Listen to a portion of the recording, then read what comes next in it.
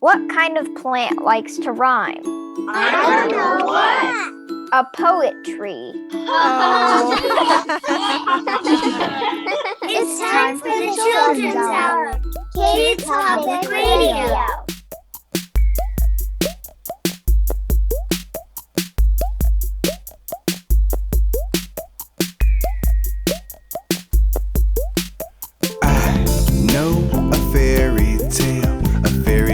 Just for you. A prince, guided by the beat of a drum, is coming to make it all true. Moon, beams, and shooting stars are shining, so turn on your light. I know a fairy tale, a story I'll tell you tonight.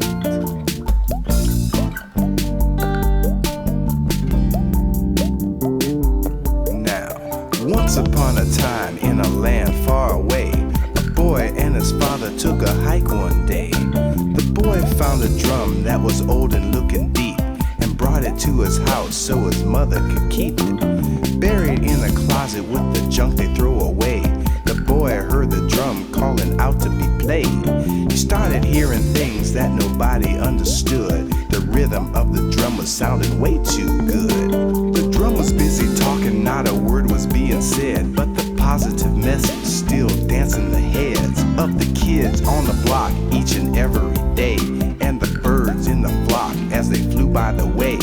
And one by one, all the parents came around and started hanging out just to listen to the sound. When he played in nature or even on the street, the rhythm child drum always brought the beat.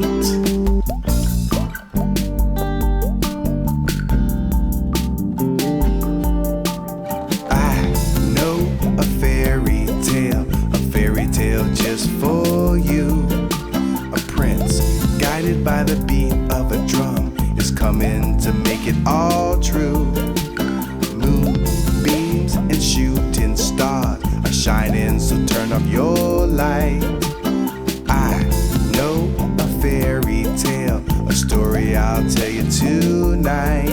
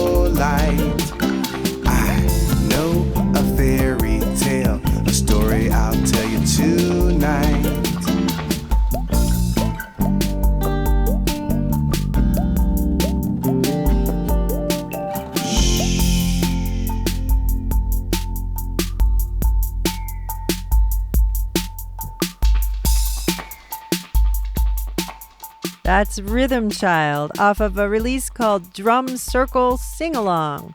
Right here on the Children's Hour, I'm Katie Stone, and I'm here at the Outpost Performance Space with a whole lot of great people.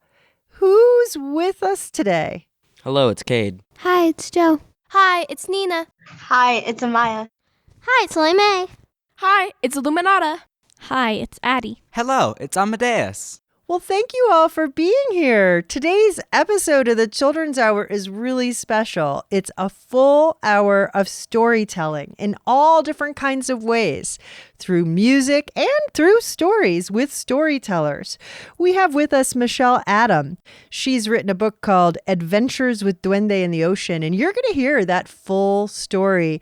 And you can see pictures and so much more at childrenshour.org. Look for this episode, Tell Me a Story. And we got to speak with Todd Parr. Todd Parr has written, 60-something books? We're so excited he's with us today on the Children's Hour. Stick with us. We've got stories galore, including this one. This is Out of the Books, right here on the Children's Hour. Once upon a time in a kingdom long ago, lived a little princess with skin as white as snow. The queen was her stepmother, as vain can be, who asked the mirror on the wall, is the fairest one called me? The mirror always told the truth directly to the queen. You are, my dear, the fairest that the world has ever seen. But as Snow White, she grew into the loveliest of girls. The mirror changed its tune, and the truth it did unfurl. My queen, you may be pretty for all the world to see, but Snow White is the fairest, even fairer than thee. One bad apple, Snow White, the princess fair. One bad apple, how could she even dare? One bad apple, she's going to have to fall. One bad apple, 'cause I'm the fairest of them all. The queen employed a huntsman to do her dirty deed. Take Snow to the forest and rid me of this weed.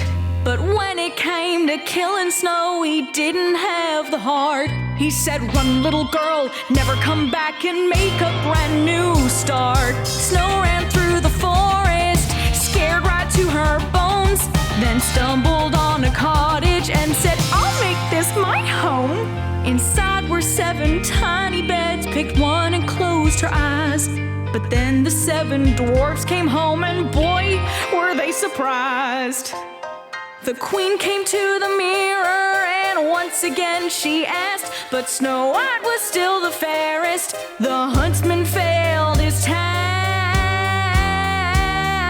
One bad apple, the queen was very mad. One bad apple, she came up with a plan.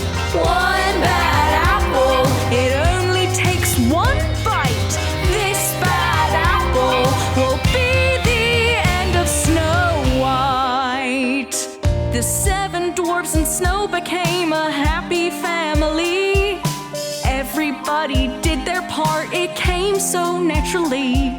One day when Snow was on her own, the queen, dressed in disguise, gave Snow that poisoned apple. One bite and she had died. That evil queen was one bad apple. She asked the mirror on the wall, one bad apple, who's the fairest of them all? One bad apple, you are the fairest like before. One bad apple, now that Snow White is no more. As Snow was lying peacefully, a prince was riding by.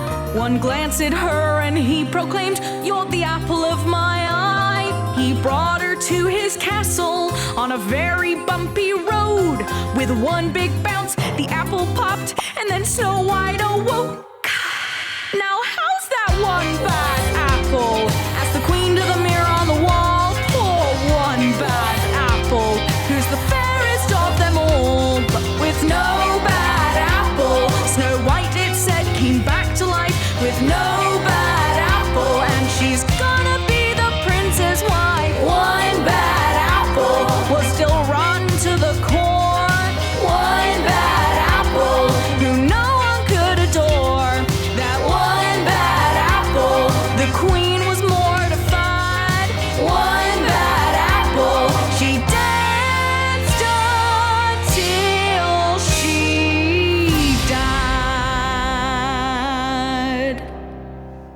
I was just a kid.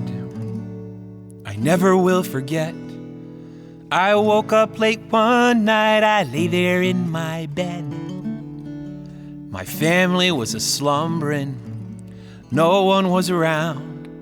I was almost back asleep when I thought I heard a sound. A creak upon the staircase. I could plainly hear something there was moving. It filled my heart with fear. It couldn't be my mother. It couldn't be my dad. My brother John slept next to me. He's the only one I had. And I thought, there's monsters in the bathroom. There's monsters in the hall. Monsters in the closet hanging from the wall. I thought, they'll come and eat my parents. I'll be all alone, and they'll nibble on my toes, right down to the bone. I pulled the covers o'er my head, my knees began to shake. My mind said, just go back to sleep, but my body stayed awake. I thought of all the monsters in the movies that I'd seen. They'd all been pretty scary, they'd all been pretty mean. I tried to calm myself down. There's nothing there, I said. There's no monsters on the stairs. They're only in your head. There's nothing to be afraid of. There's nothing there at all. And I had just convinced myself when I heard it in the hall. Monsters in the bathroom. Monsters in the hall. Monsters in the closet hanging from the wall. I thought, they'll come and eat my parents. I'll be all alone, and they'll nibble on my toes, right down to the bone. I could hear the monster breathing. I could hear the monster sigh. The monster stood right over me. I kissed the world goodbye. And then the lights came on, and I screamed out, I'm dead! But the monster was my mother. And this is what she said. I was having a midnight snack when I thought I heard you call. I came up the stairs, I tiptoed down the hall. When I was just a kid like you, I'd wake up in the night, hear a creak, begin to freak till my dad turned on the lights. I thought there were monsters in the bathroom, monsters in the hall, monsters in the closet hanging from the wall. I thought they'd come and eat my parents. Now I'd be all alone, then they'd nibble on my toes, right down to the bone. And I said, phew, Mom, that's just plain stupid. I never get afraid. You must have been a chicken and not been very brave. Don't you worry about me. I'll always be all right. But, my brother John, he hates the dark, so please leave on the lights. He says there's monsters in the bathroom, monsters in the hall, monsters in the closet hanging from the wall. He says they'll come and eat our parents, and we'll be all alone. Then they'll nibble on our toes, right down to the bone. Certain portions of the following song may not be strictly true. At least 2 parts are probably false, and 1 part is almost certainly an outright lie. Enjoy the song. Hey! Oh, well, a long, long time ago, people had it so tough. 'Cause when they wanted to take a drink, they had to pick up their cup. They had to clutch it with their fingers and hoist at the wrist. Bending at the elbow, put the cup to their lips. The most ridiculous way to drink this world ever saw. But that all changed with the invention of the straw. Way back in 1997 in England, a queen came along. Her name was Queen Nancy Reagan, and she said the way we drink is all wrong. So she sent 100 scientists out across the land to find find me a way to drink where I don't need to use my hands. And the world's never been the same as it was before Queen Nancy Reagan and the invention of the straw. Well, the scientists searched and they searched and they worked and they worked and they worked and they searched some more. But no matter how they worked and no matter how they searched, well, they could not find what they were searching for, what they were working for.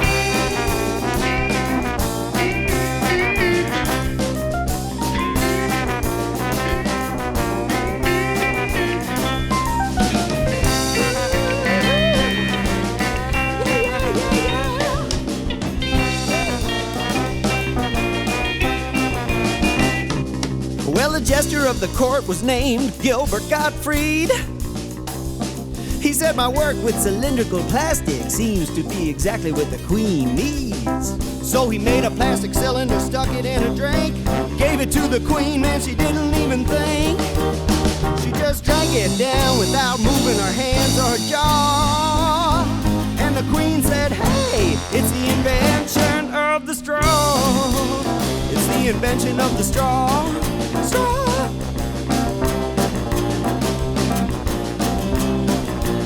It's the invention of the straw. It's the invention of the straw.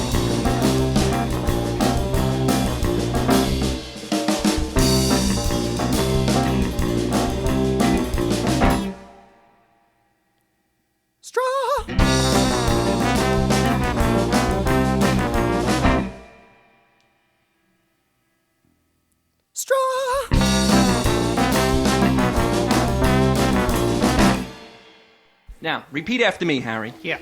Say, Danny Dooley and Donnie Deedley do dangerous daring deeds, but during dinner, Dan and Don don't deal with dangerous doings. This deadly daring duo do their duty doing dishes. Go ahead, say that.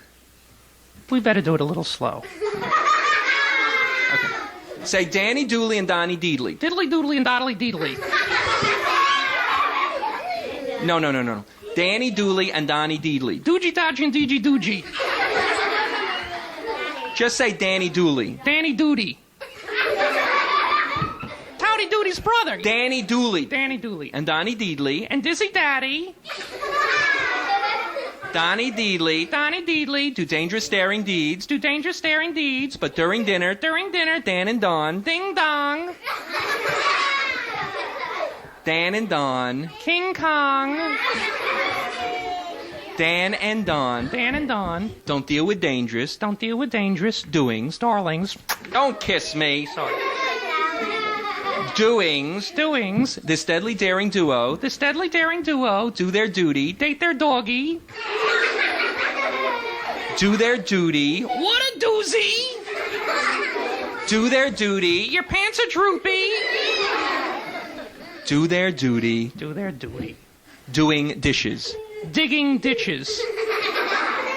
Doing dishes. Doing dishes. Okay, now say the whole thing once. Here it goes. Diddly doodly on the doogie with a doogie dodgy doogie doogie doogie dodgy doogie doogie. Never mind, Harry. That was Steve Charney and Harry with Danny Dooley. Billy Kelly was before that with The Invention of the Straw, and Bill Harley way back when, Monsters in the Bathroom. You're listening to The Children's Hour. Tell us a story. We'll be right back. The Children's Hour is produced by The Children's Hour Incorporated. We're listener-supported at childrenshour.org. The Children's Hour is supported by the New Mexico Department of Cultural Affairs, announcing the September 23rd grand opening of New Mexico Museum of Art Vladam Contemporary, with great family activities including painting, drawing, writing, sculpting, and monthly family art making Saturdays. Learn more about Vladam at nmartmuseum.org. Electric Playhouse supports the Children's Hour. Find your play at Electric Playhouse in Albuquerque, New Mexico. It's fun for kids and adults who want to play like a kid again. Featuring 16 interactive spaces with constantly rotating games and a full restaurant. Families can play and dine at Electric Playhouse. Tickets and investment opportunities at electricplayhouse.com. The Children's Hour is supported by the New Mexico Humanities Council. Since 1972, NMHC has sought to engage New Mexicans with history, culture, and diverse humanities topics.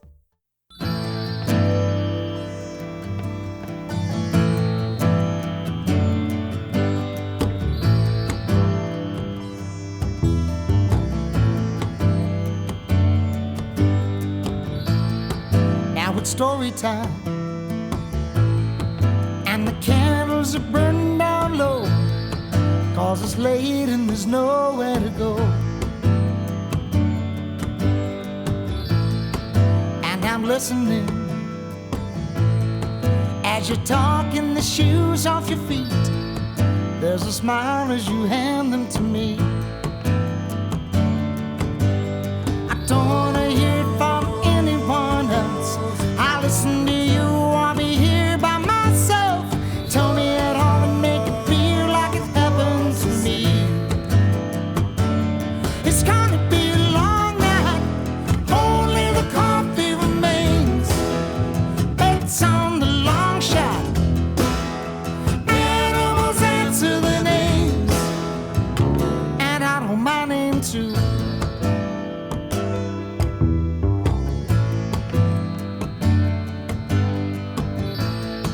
Now it's story time, and the ferrets are loose in the den. Turn your back and they're stealing again. As a small child, there's a magic that rides on the wind. Blink your eyes, you're 11 again.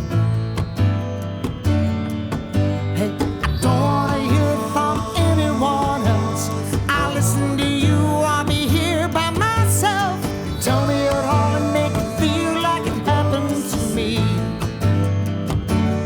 It's gonna be a long night, only the coffee remains. Bets on the long shot, animals answer their names, and I don't mind name too.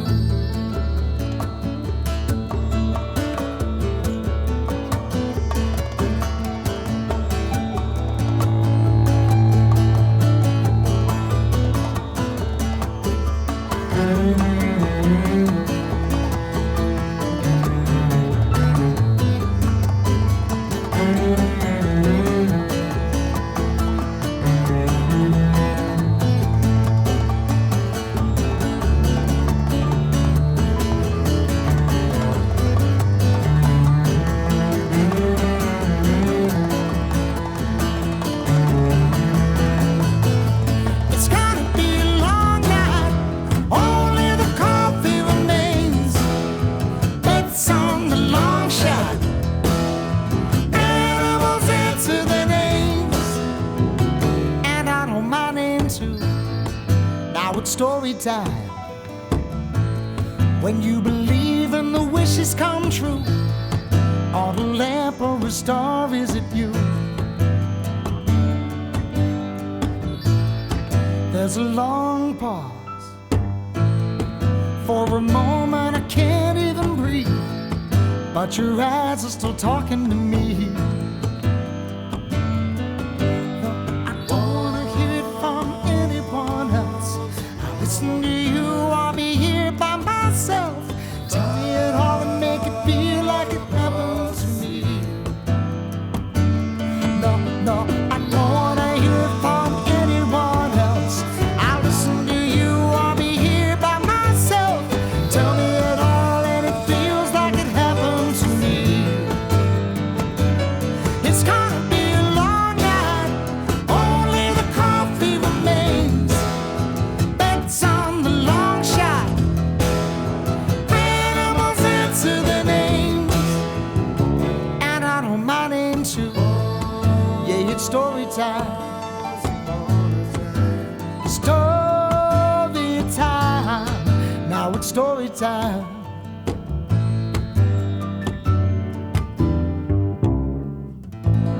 That was Trout Fishing in America from a CD called Who Are These People? You're listening to the Children's Hour, and with us on the show today is storyteller and educator, author Michelle Adam. Welcome to the Children's Hour. Thank you. Thank you for having me. So glad you're with us, and you're about to tell us a story that you wrote. But first, we've posted a lot of photos to childrenshour.org. Look for this episode, Tell Me a Story, and you can see pictures of this incredible story box. Can you explain what this is? Absolutely. When I wrote my story, it was during COVID, and I decided I'm not going to do a story in the regular book form. And so I decided to put it into a form called the Kamishibai. And what it is in the 1930s, they used to have men that would have this theater box. It's a wooden box. You'll see it in the pictures. And they'd put it on the back of their bicycles, and they'd go into the parks, and they'd have a clapper sound, like clap, clap, and then they'd make a sound, and all the kids would come running. And they would literally tell their story in the parks to these children who are all surrounding the bicycle in this box. And they'd weave a story that basically one card after another in and out of the box, like a precursor to television. And the kids would get entertained in the parks. And I thought, what a wonderful way to tell a story. Kids get outside, and the kids themselves, you guys can become storytellers and make your own box and create your own stories. And on the back is you write your piece, and on the front you make your drawing, and you can have lots of fun with it. So when you published the story that you're about to tell us you're telling us as a radio story, but when you published it as a book form, is it in the style of Kobishiai? It's in the form of the Kamishibai, yes. Kamishibai, yes. It takes me a while to get the word. Yes, so it's in the form of Kamishibai, and they're basically these bigger cards, like 15 by 10 in size cards. And these cards, basically, you pile them together, and then you slide one out and in of this box, and you tell a story. So yes, they're in that form, and then in a smaller version that's more like a flip book, but it's not your regular book form. We're posting pictures at childrenshour.org. Look for this episode, Tell Me a Story. And in the meantime, would you tell me a story?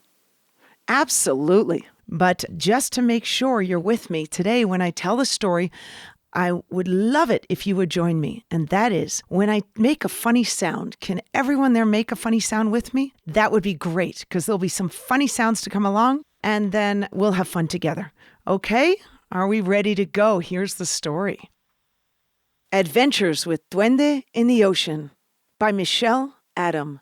Illustrations by Christiana Cook and published by Pachamore Publishing.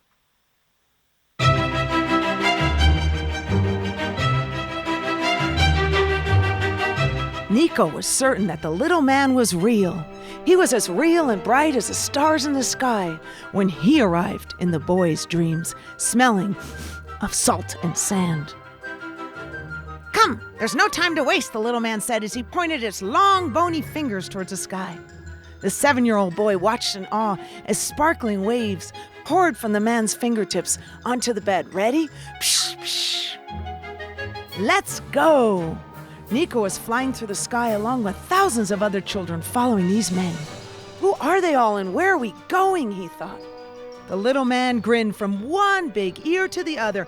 I'm an ocean elf, but call me Duende, he screamed over the sound of tons of children swooshing through the air. An elf, Nico screamed in excitement. They flew along the Rio Grande, down the river, and far beyond. The little man became a big light blue wave, covered in seaweed that brushed up against the clouds. We, the Duendes, are here to show you our world, the little man said. The two traveled for miles upon miles until suddenly, everyone joined me, splash! Nico and Duende dove into an immense ocean far from the desert. Down they went until they landed, ready everyone? Thump! On the ocean's floor. Nico brushed off the sand from his eyes. Where are we? He asked in awe.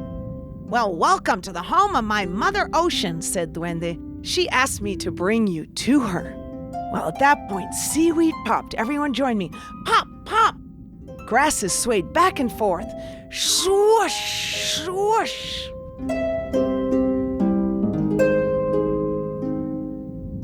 Welcome to our world, they said in a deep voice. We're glad you came. Thanks, said Nico, surprised. He had never heard seaweed talk before, and definitely not grasses. So Duende then threw one big foot up high in the water, and then the other. I was born here on this ocean floor with all my friends, he said. We, the Duendes, take care of our mother ocean. The little man twirled in place. Maybe you'll love her like we do.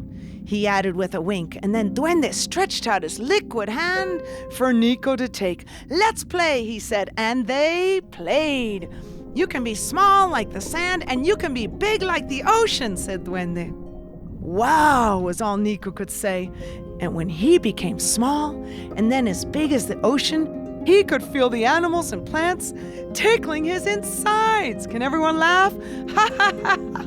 Bit by bit, he felt a big love for everything he saw and touched. Soon that included, and join me in this, and if you can, even make hand motions. Ready? Boop! Duende's octopus friend, Mr. Squirt, popped out from under a rock. Ready? Boop! "Play with me. I'm lots of fun, and I'm slippery too." He stretched one of his tentacles toward Nico and pulled him in. "Ah!"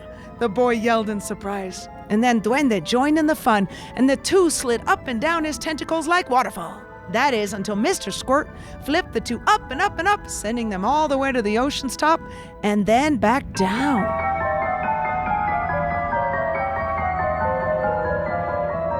Well, during one of those rides, Nico suddenly heard another sound. Can you imagine what that was? Well, join me in this one. Ready? Meow. "If you ride on me, you'll never fall off."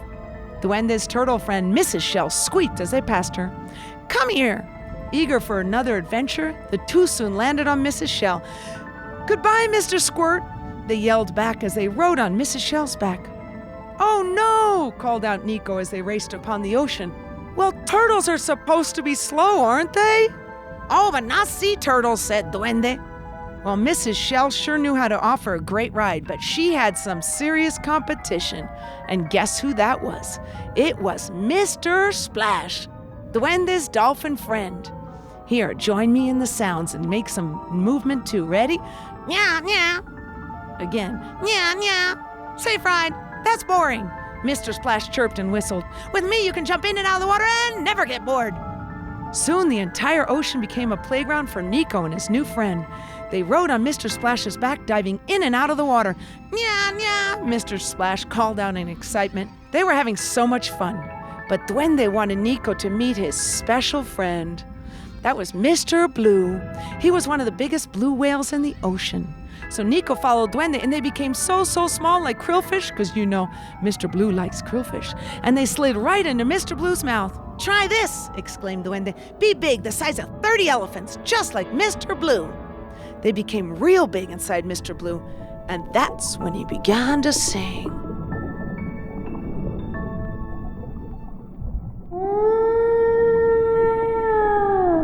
His song echoed loud, shaking Nico and Duende.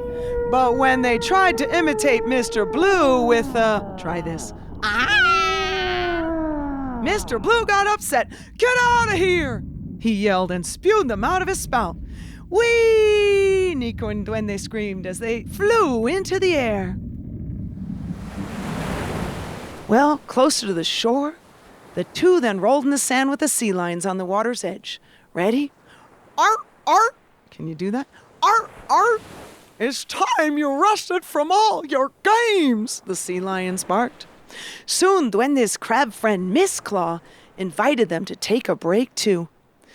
"Curl, come curl inside here with me," she called out. So the two shrunk down in size and curled up in her shell. Nico felt so held inside, and he thought, what a cool adventure. But when I wake up, will I remember this? "You won't forget a thing," said Duende. "We bring all the children here so they can feel the magic of this place and show others." "I really like it here," said Nico. "Well, this is your home too. She's your Mother Ocean too," said Duende. Nico smiled as the two left Miss Claw and floated on their backs to rest on Mother Ocean. They looked up at the cloudy skies. "Please come again," said Duende, feeling quiet and sad. "Adults have forgotten to care for our ocean and all of my friends who live here." The little man cried a clear blue tear. "We've seen so much garbage thrown here like plastic and oil, and it's getting a lot warmer too," he said, gazing up at the sky. "I've seen friends like a turtle friend of mine die from plastic inside them, And all because people don't seem to care.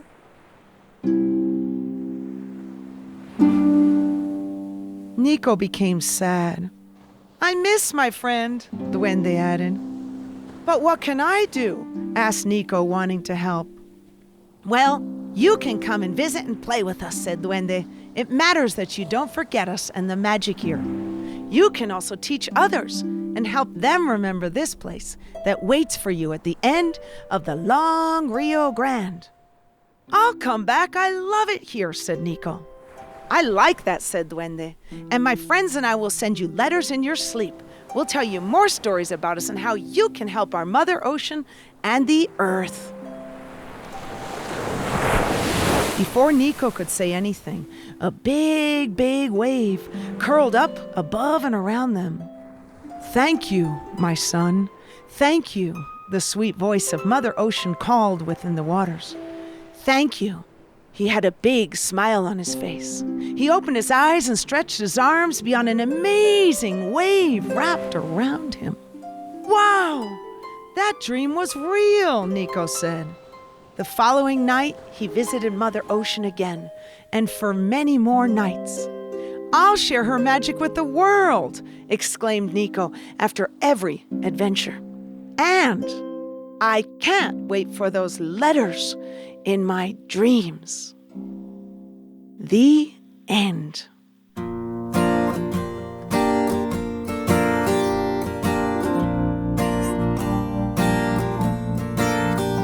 Oh, I went into the bathroom, turned the water on to take a little flower shower.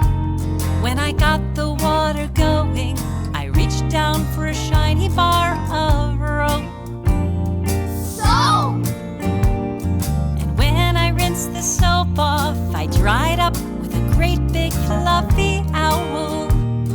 Towel.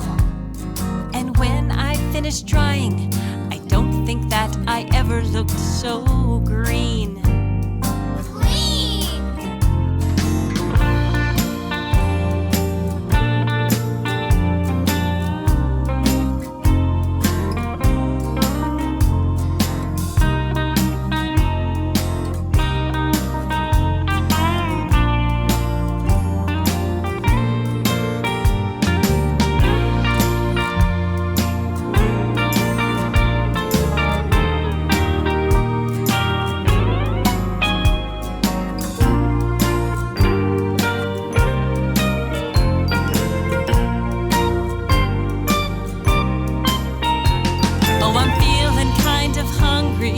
Rumble in my gummy. Tummy.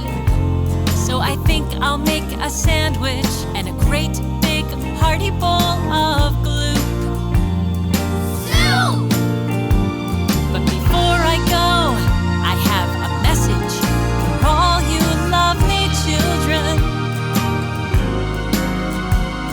You've all been so kind, and I'd like to thank you so much for your kelp.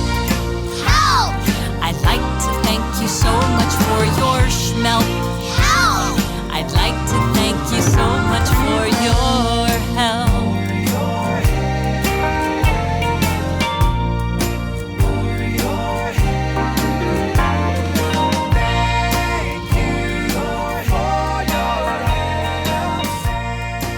You're listening to the Children's Hour, Kids Public Radio. We'll be right back. United Way of North Central New Mexico supports the Children's Hour. Outpost Performance Space in Albuquerque, New Mexico is a proud supporter of the Children's Hour.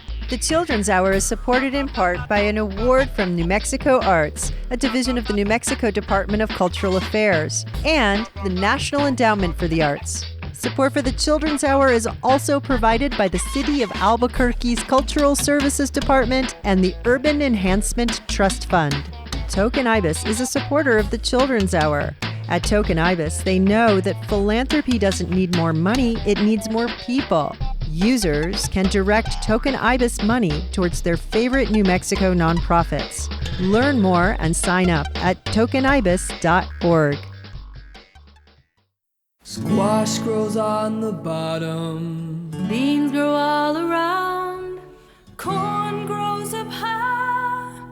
Won't you come and hear our sound?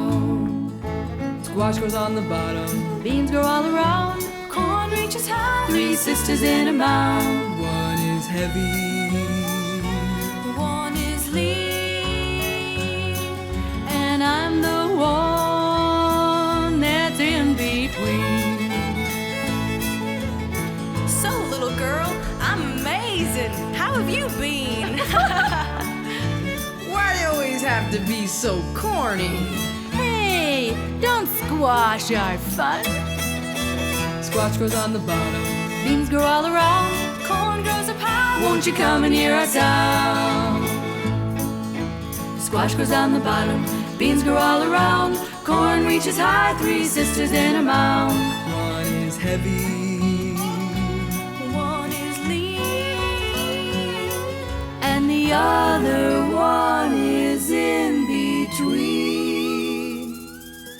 Squash grows on the bottom, beans grow all around, corn reaches high. Three sisters in a mound. One is heavy, one is lean, and the other one is in between. That's Joanne Shenandoah from a compilation CD called Brown Girl in the Ring. And may her memory be a blessing. You're listening to the Children's Hour, and with us today on the show is the legendary children's book author, Todd Parr. Hello, Todd Parr.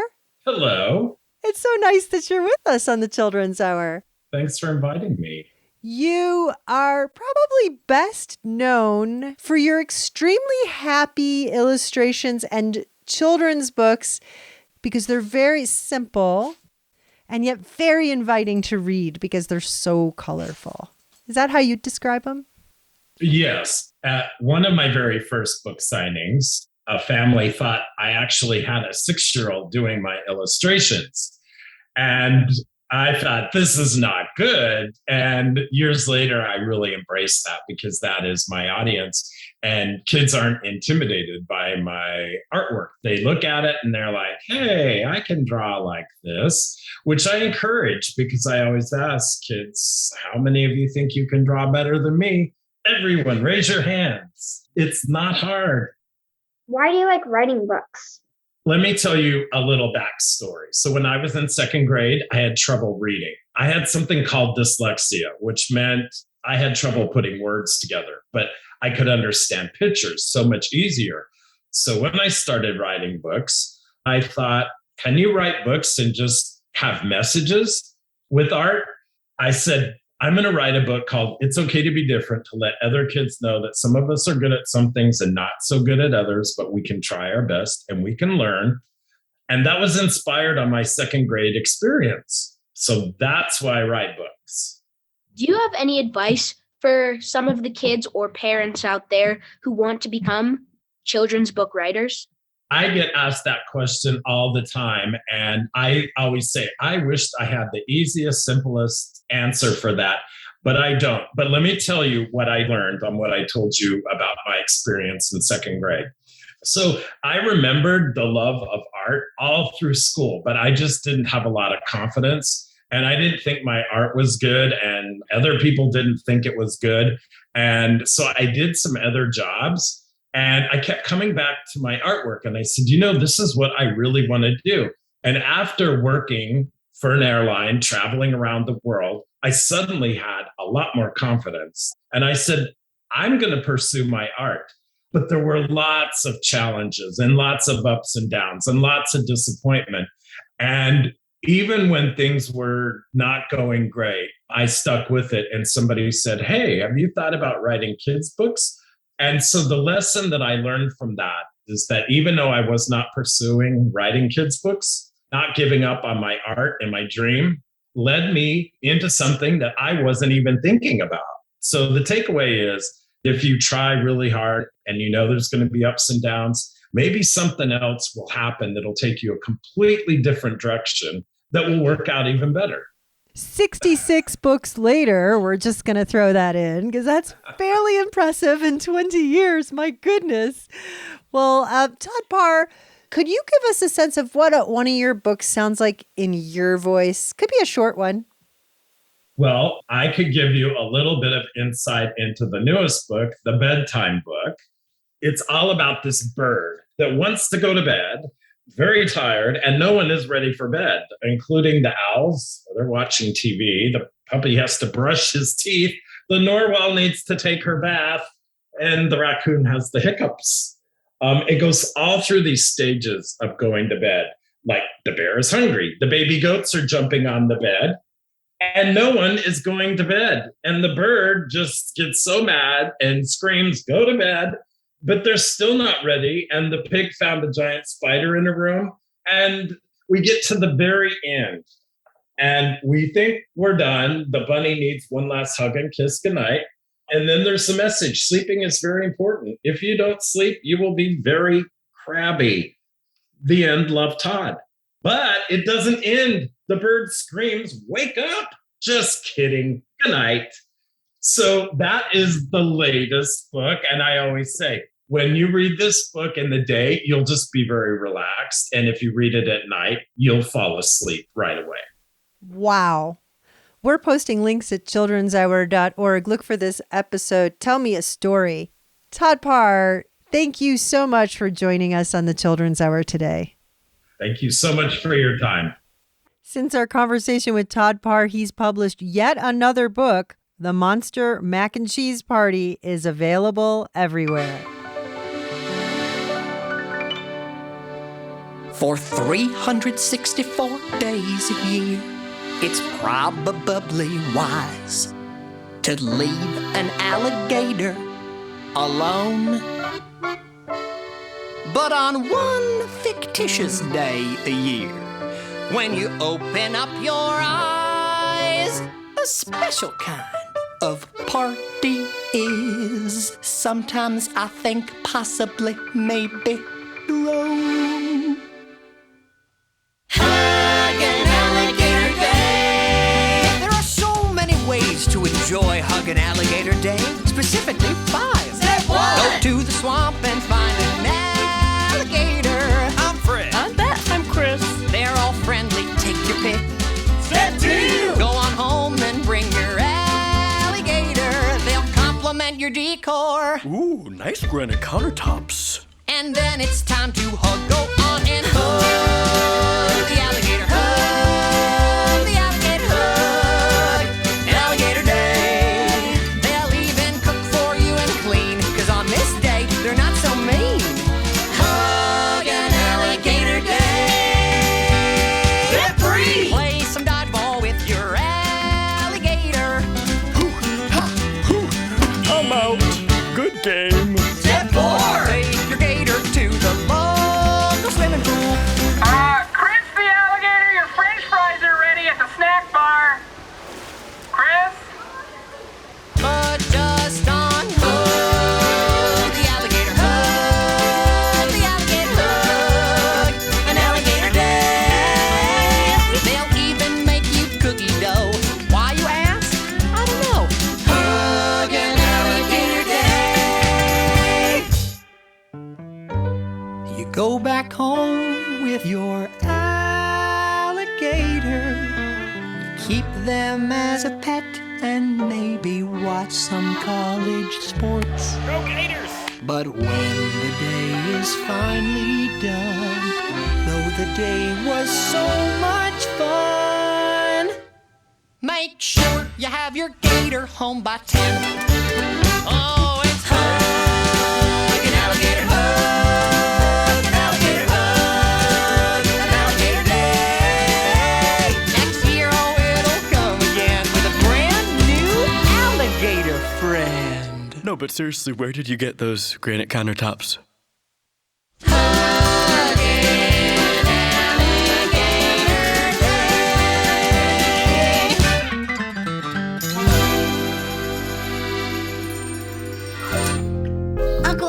Uncle SP, can you tell us a story? What kind of story? A true story. Okay. Yeah, I got a couple. Check it out. Once upon a time there was a kid named Mac. Mac didn't know how to react when he got teased for being black. I'm just being exact, telling the truth and stating the facts. So you can imagine it's hard to relax when that's how people be choosing to act. So he decided to change. First his clothes, then his name. His goal was to be the same, blend in by being plain. Cause if it could be the same, maybe then they wouldn't call him strange. Isn't that a shame, shame, shame, shame?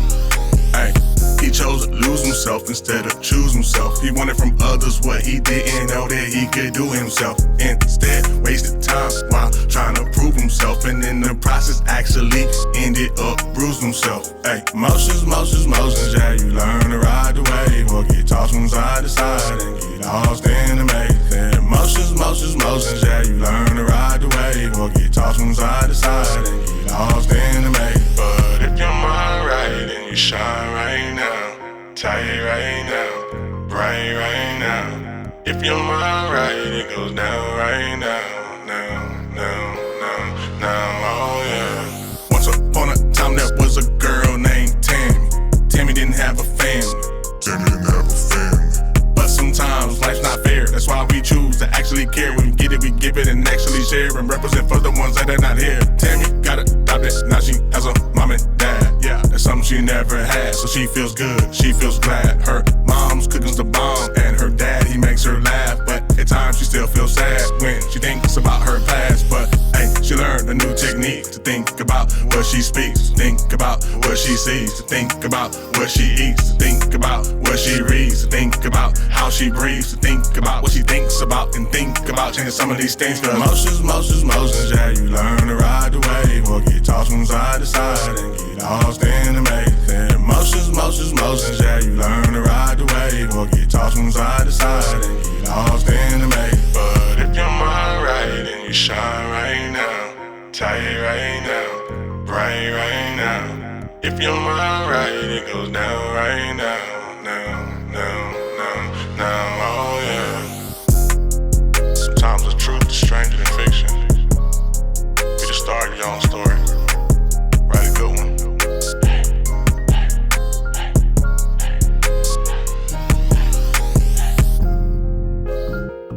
That's Saul Paul from his Be the Change CD. And before that, you heard the story Pirates. That's Hug an Alligator Day. They base their story songs on what kids come up with. And we have a link at childrenshour.org. You're listening to the Children's Hour. This has been an all story time Children's Hour through music and stories.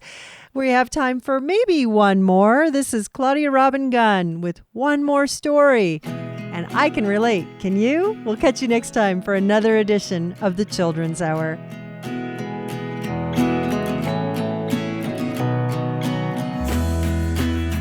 Hey Mom, guess how much I love you. All the way to the sun, then back to Rangitoto. Just like my tiny plastic dinosaur. You're the one that I adore.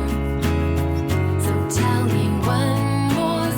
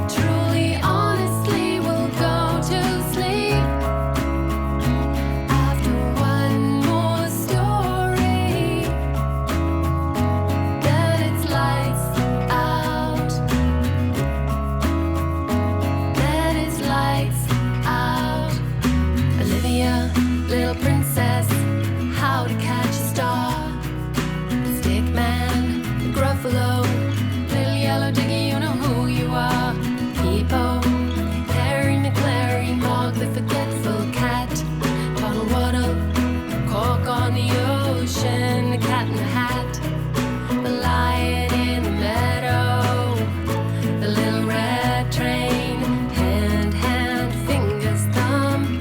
Can you read that one again? The secret garden, Alice in Wonderland, the brothers Grimm, Oscar Wilde, Hans Christian Andersen.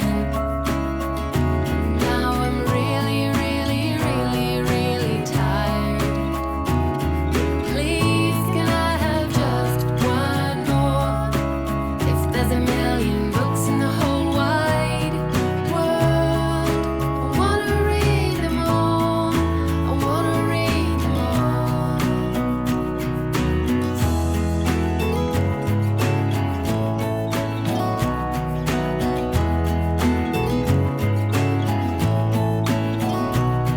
Olivia, little princess, how to catch a star.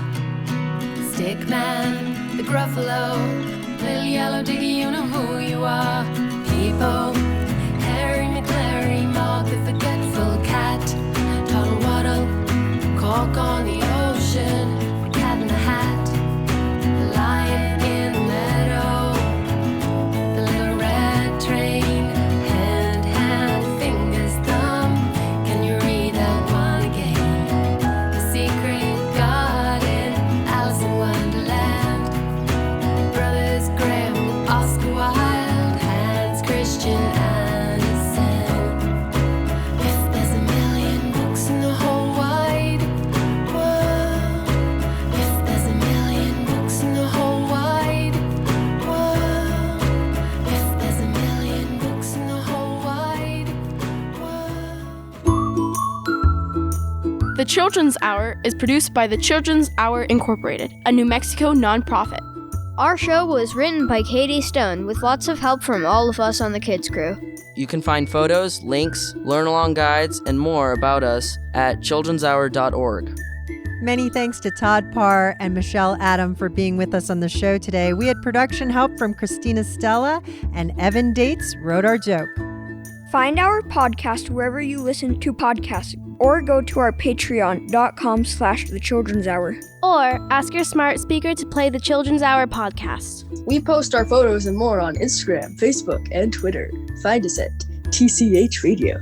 Our theme music was written by C.K. Barlow. The Children's Hour is distributed by PRX, the Public Radio Exchange, and by the Pacifica Radio Network. Thanks for listening to the Children's Hour, Kids Public Radio.